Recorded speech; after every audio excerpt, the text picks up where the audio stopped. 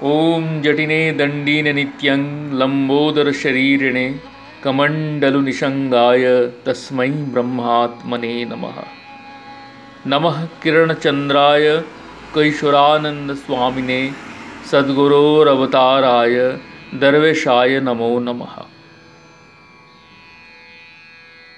গ্রন্থ দরবেশ দরবার দ্বিতীয় খণ্ড পূর্বপাঠের পরবর্তী অংশ। 1347 সালে পুরীতে শ্রী শ্রী গোস্বামী প্রভুর তিরোভাব তিথির সম্মেলনে দরবেশজি যোগদান করেননি, কারণ সমাধি মন্দিরের ভোগরাগ দেবার ব্যাপারে কোনো ব্যবস্থার সম্বন্ধে সমাধি আশ্রমের তৎকালীন কর্তৃপক্ষের সঙ্গে তাঁর মতবিরোধ ঘটেছিল। এ উপলক্ষে গোসাইজির শিষ্যদের মধ্যে দুটি দল গড়ে উঠেছিল। দরবেশজি ও অন্যান্য কজনের মতে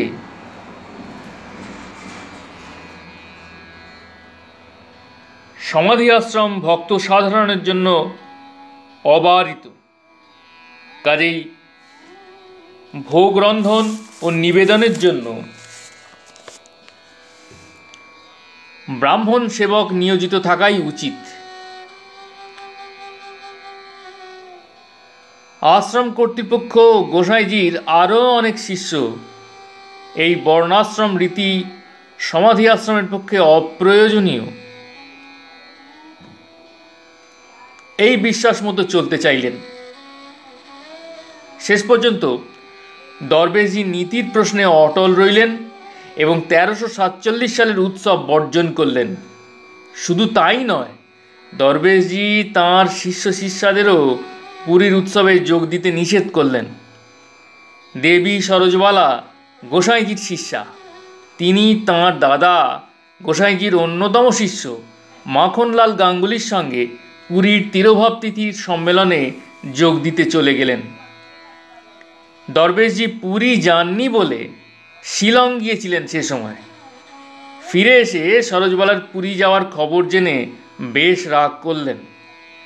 দরবেশজি আগেই সরোজবালাকে পুরী যেতে নিষেধ করেছিলেন কিনা জানা যায় না, করেননি বলেই মনে করার কারণ আছে, কেননা স্পষ্ট নিষেধ থাকলে সরোজবালা হয়তো পুরী যেতেন না। যাই হোক, দরবেশজি শিলং ফেরত কলকাতায় থাকতেই সরোজবালা পুরী থেকে কলকাতা এলেন।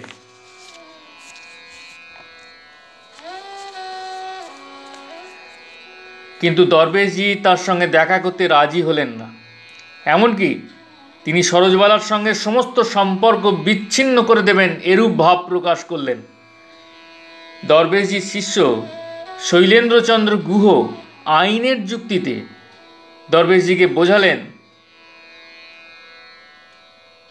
সে কি স্ত্রী হিসেবে কি মঠবাসিনী হিসেবে কোনো ক্রমেই সরোজবালার স্বাধীনতায় দরবেশজির হস্তক্ষেপ করার কোনো অধিকারই নেই। এই আইনের ব্যাখ্যায় দরবেশজি হার স্বীকার করলেন বটে, কিন্তু এই উপলক্ষে অন্য যে কথোপকথন দরবেশজি ও শৈলেন্দ্রের মধ্যে হয়েছিল তা বিশ্লেষণ করলে দরবেশজি ও সরোজবালার সম্পর্কের অন্তরঙ্গ দিকটি উদ্ঘাটিত হতে পারে। শৈলেন্দ্র বললেন যে সরোজবালার উপর রাগ করে দরবেশজি যেসব আচরণ করছেন এবং ব্যবস্থার কথা ভাবছেন তাতে সরোজবালা মর্মান্তিক আঘাত পাবেন, এমনকি তার মৃত্যু পর্যন্ত ঘটা বিচিত্র নয়। এর উত্তরে দরবেশজি বললেন, সবই বুঝি, মৃত্যু আমারও হতে পারে। গোসাইয়ের শিষ্যা বা শিষ্যর কাছে মৃত্যুটা কি? কিছুই না। অর্থাৎ দরবেশজির নিষ্ঠুর ব্যবহারে সরোজবালার যেমন মৃত্যু হতে পারে, তেমনি সরোজবালার অবাধ্যতা বা ঔদাসীন্যের ফলে দরবেশজির মৃত্যু ঘটাও সম্ভব। পরস্পরের সম্পর্ক ওতপ্রোতভাবে জড়িত থাকলেই একজনের প্রদত্ত আঘাতে অন্যের মৃত্যুতুল্য যন্ত্রণা বা মৃত্যু ঘটতে পারে। সরোজবালা দরবেশজির শিষ্যা ছিলেন না। সন্ন্যাস নেওয়ার পর স্ত্রী হিসাবেও তাঁর উপর দরবেশজির কোনো দাবি খাটত না।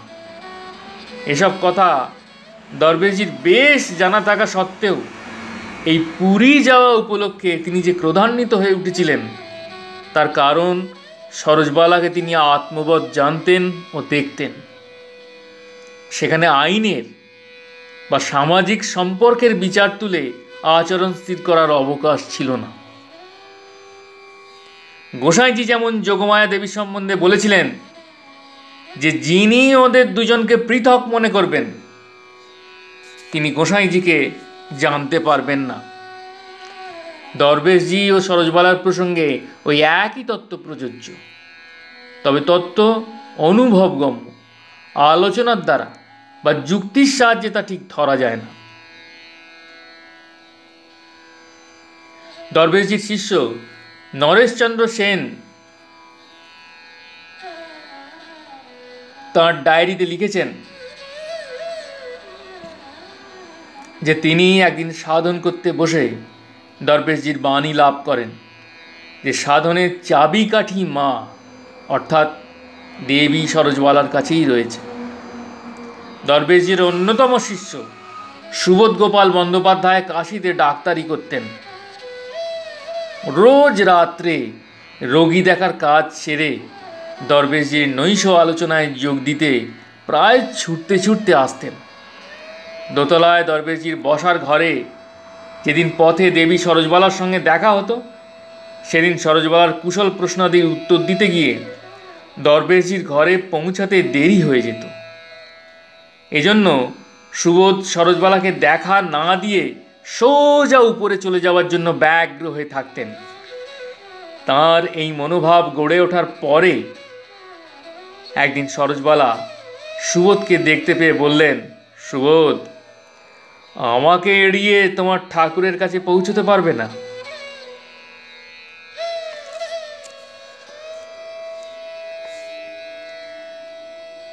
ঝড়িয়ার শরৎ চক্রবর্তী ও তাঁর স্ত্রী আভা দেবী দরবেশজির কাছে সাধন পান।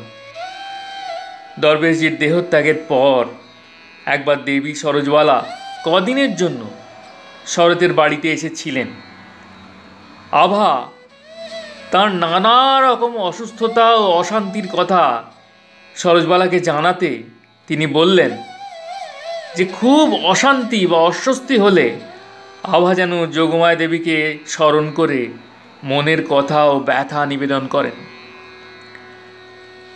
আভা বললেন যে যোগমায়া দেবীকে স্মরণ করা তার পক্ষে হয়ে ওঠে না। সরোজবালা তখন বললেন, তবে আমাকে স্মরণ করলেই হবে। আভা দরবেশজির শিষ্যা, কিন্তু সরোজবালা দরবেশজিকে স্মরণ করার কথা তুললেন না। দরবেশজির শিষ্য শিষ্যদের পক্ষে রুচি ভেদে দরবেশজি ও দেবী সরোজবালার যে কোনো একজনকে স্মরণ মনন করা একই কথা। তবে যাঁরা স্বভাবতই গুরুদেবকে গুরুতর তত্ত্ব হিসেবে অনুধ্যান করতে চান তাঁদের পক্ষে দরবেশ সরোজবালার যুগলরূপী ধেয় বলে বলতে হয়। এ বিষয়ে গোসাইজির প্রাসঙ্গিক বক্তব্যটি স্মর্তব্য। গোসাইজির শিষ্য মণি মজুমদার মশাইয়ের ভগ্নী ভোগমায়া ও অন্য দুজন মহিলা একদিন গোসাইজিকে দর্শন করতে যান। আলোচনা প্রসঙ্গে গোসাইজি গুরুর ধ্যান কিভাবে করতে হয় সেই কথা তুললেন। একজন মহিলা জিজ্ঞেস করলেন যে গুরুর মূর্তি কী রূপে ভাবতে হবে। গোসাইজি জানালেন যে শিবের যে মূর্তি সেই মূর্তি ধ্যান করতে হবে। ভোগমায়া তখন প্রশ্ন করলেন, যে গুরু বর্তমান আছেন সেই গুরুকেই ধ্যান করব? গোসাইজি তখন বললেন, মস্তকে ধ্যান করবেন শিবমূর্তি জটাজুটময়, গঙ্গা জটায় কুলুকুলু করছেন, সাপ জড়ায় আছেন। আর এ ধ্যান করতে পারেন তো আরও ভালোই হয় যে মা ভগবতী পাশে বসে আছেন। গোসাইজি এই কথা বলতে বলতেই তিনজন মহিলাই দর্শন করলেন গোসাইজির মূর্তি শিবমূর্তি।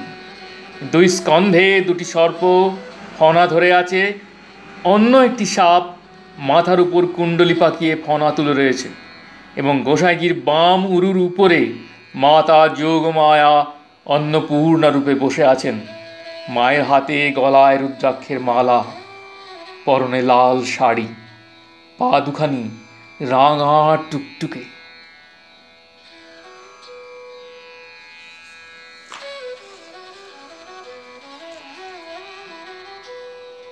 জয় গোসাইজি, জয় মা যোগমায়া, जय दरवेश जी, जय माँ सरजबाला, जय स्वामी असमानंद सरस्वती महाराज जी, जय माँ शैलबाला,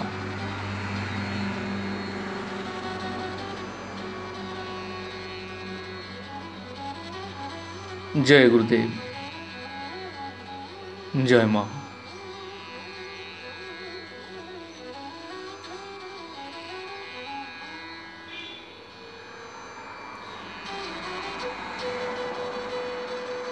ओम नमः पार्वतीपतये, हर हर महादेव शंभो। प्रणाम।